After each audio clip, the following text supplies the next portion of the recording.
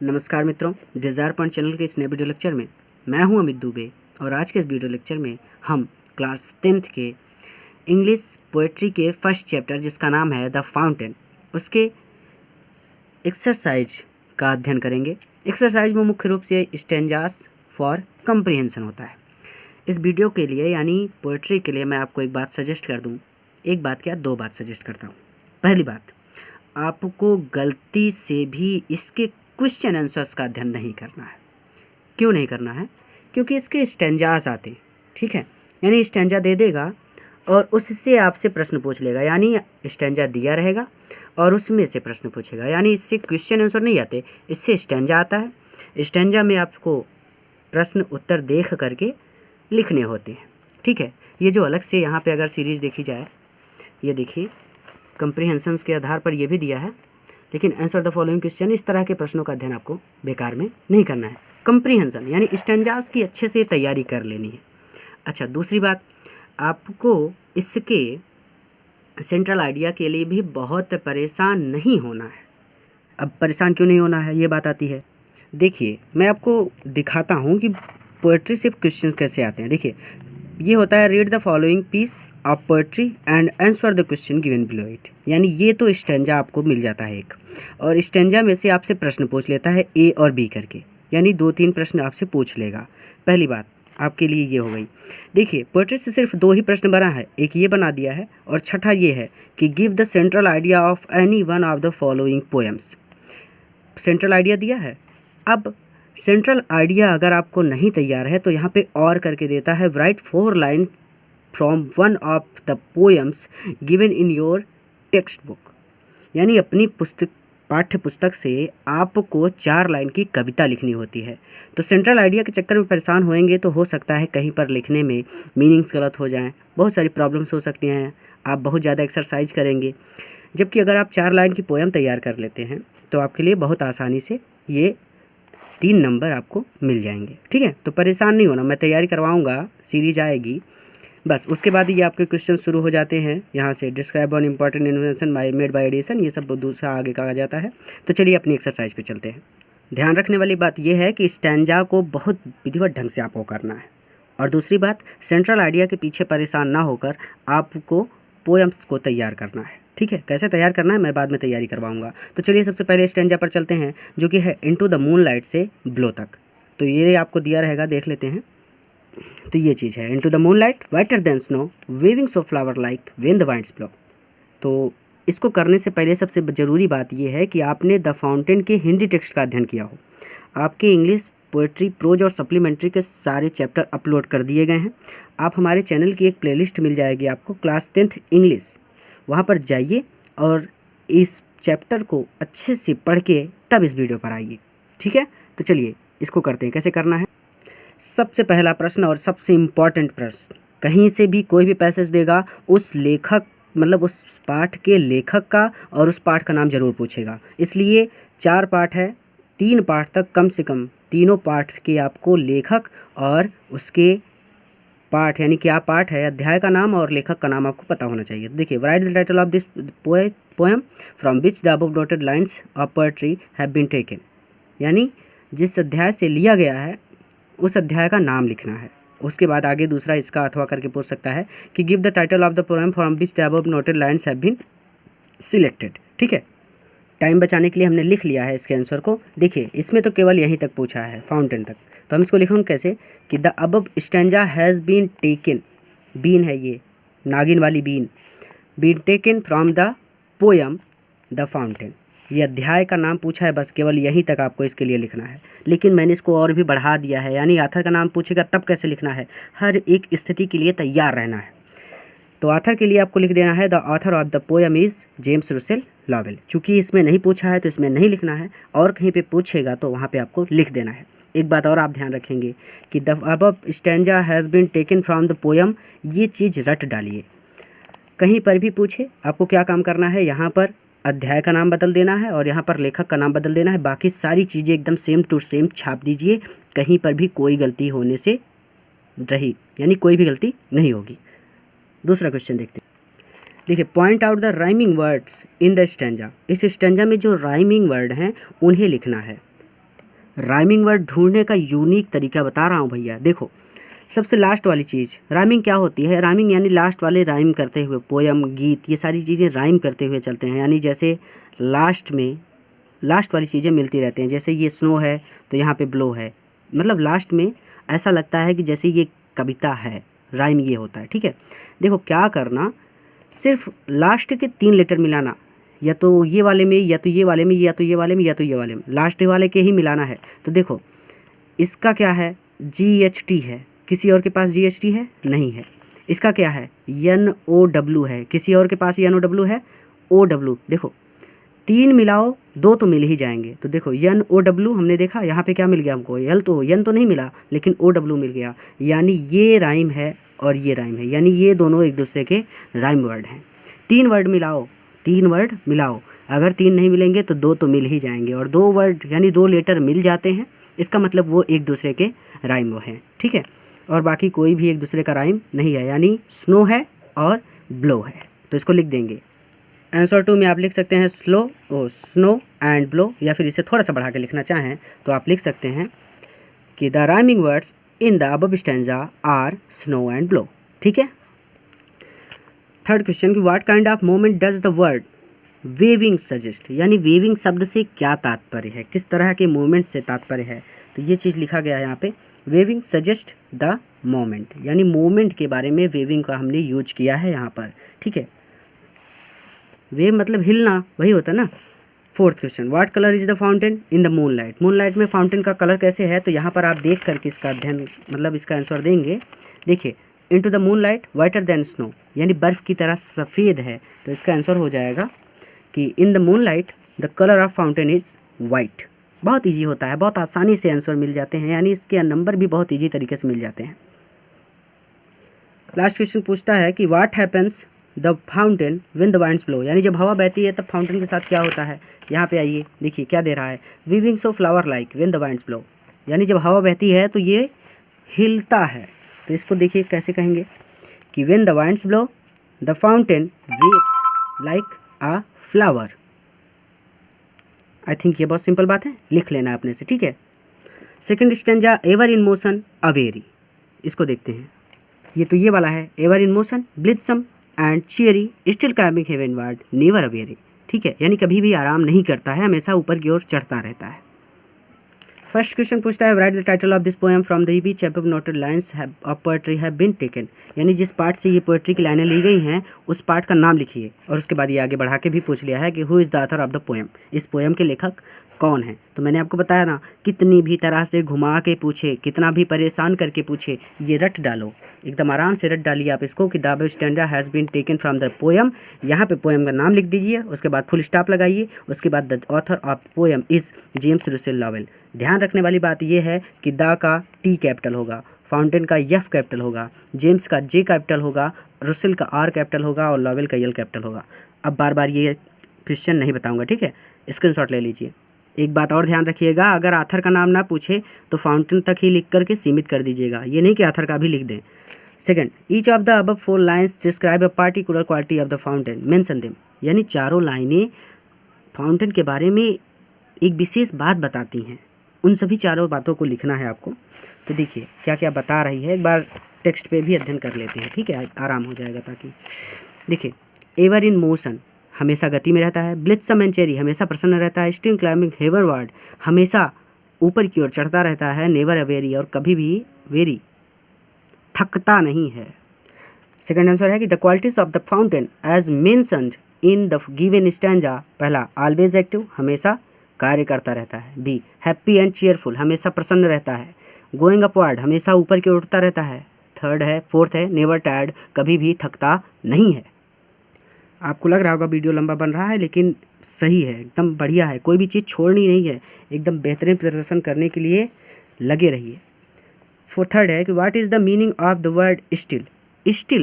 Still का मतलब क्या होता है? स्टिल का मतलब होता है रुकना, आराम करना, स्टिल मतलब रुक जाना, ठीक है। यानी वर्ड का स्टिल का मीनिंग पूछ रहा है, आप इसको सिंपली लिख सकते हैं, जो आपको याद हो वो लिख दीजिए, एट रेस्ट लिख दीजिए, मोशनलेस लिख दीजिए, बस इतना जान लीजिए कि स्टिल का मतलब होता है रुकना।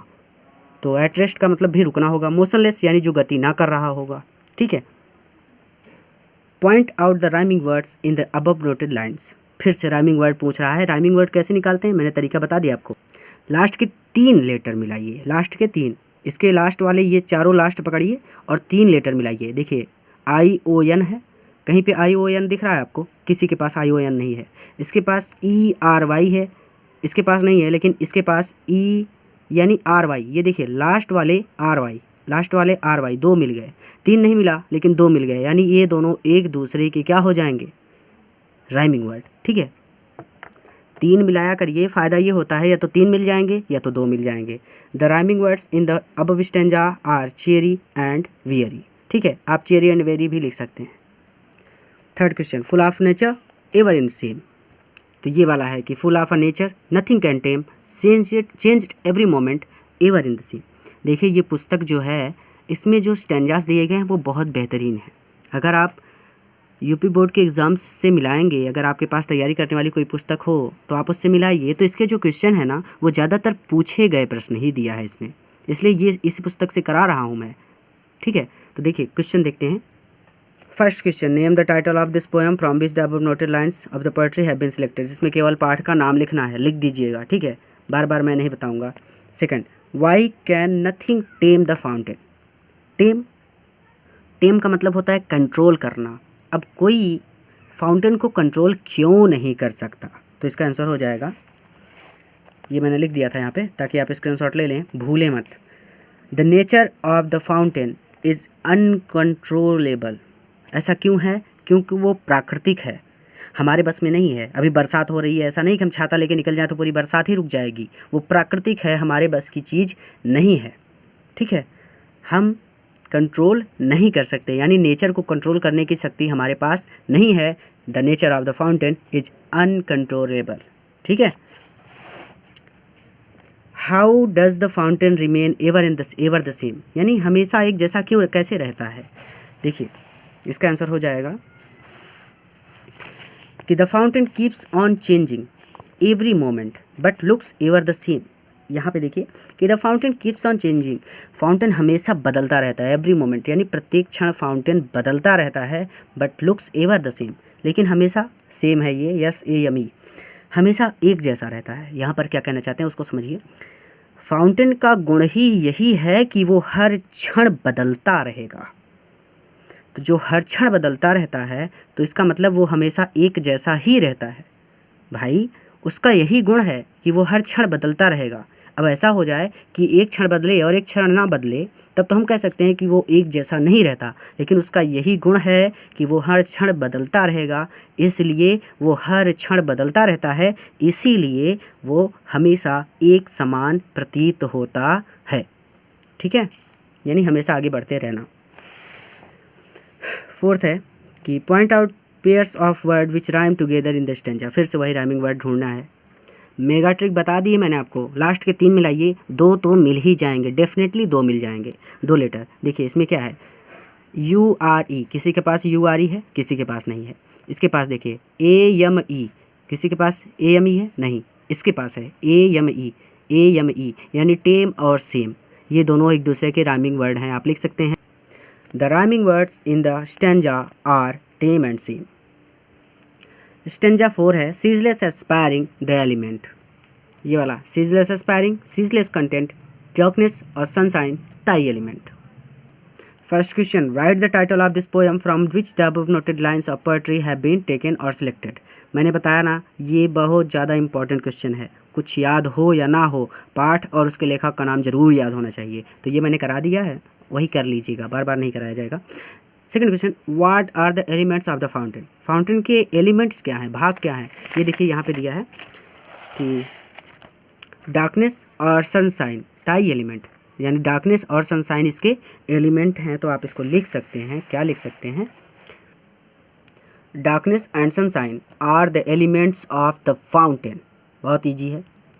Third, what are the rhyming word in the stanza. वही राइमिंग वर्ड ढूंढना है, मिलते जुलते शब्द। भाई देखिए ING, इसके पास ING है, किसी के पास ING है, INE नहीं है। ENT यानी कंटेंट और एलिमेंट, ये दोनों एक दूसरे के राइमिंग वर्ड हैं, यानी ENT और ENT, कंटेंट एलिमेंट। आप लिख सकते हैं, क्या लिख सकते हैं कि the rhyming words are content and element. Fourth question है कि who is the poet of the poem from which the above lines have been taken. यानी ये चीज़ कराई गई है, लेखक का नाम पूछ रहा है, और लेखक का नाम लिखने का तरीका तो मैंने आपको बता दिया है, लेकिन फिर भी अगर आप देखना चाहें तो यही है कि the author of the poem is James Russell Lowell. हर बार कहीं से भी कितनी तरह से घुमा के पूछे, आपको परेशान नहीं होना, एक बार याद कर लीजिए, हमेशा के लिए आप स्वतंत्र हो जाएंगे ऐसे प्रश्नों से। What lesson does the poet want to give us in the above stanza. यानी इस स्टैंजा की मदद से लेखक हमें कौन सा अध्याय पाठ पढ़ाना चाहते हैं। तो भाई सिंपल है, ये थोड़ा सा बढ़ा जाएगा क्योंकि चारों लाइनों का, ये देखिए एक तरह से इसको कह सकते हैं क्या, सेंट्रल आइडिया। ये 4 लाइनों का सेंट्रल आइडिया है, ठीक है। देखिए, in the above stanza the poet wants us to keep our self OUR selves always fresh and changing but steady. We should always look toward higher things. We should work hard from morning till night and should never feel tired. ये सारी लाइनों का हमने मतलब निकाल करके लिख दिया, ठीक है।